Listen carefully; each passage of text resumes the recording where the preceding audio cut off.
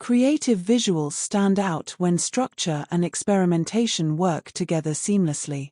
Today, how to explore experimental frame layouts, open Canva, and create a 1080 by 1080 canvas. Insert a mix of frames in different shapes and arrange them in a freeform layout.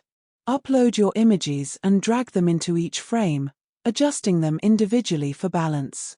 Select the background and apply a subtle gradient or textured tone. Slightly rotate or overlap one or two frames to introduce variation while keeping control. Add small decorative elements like lines or shapes with low opacity.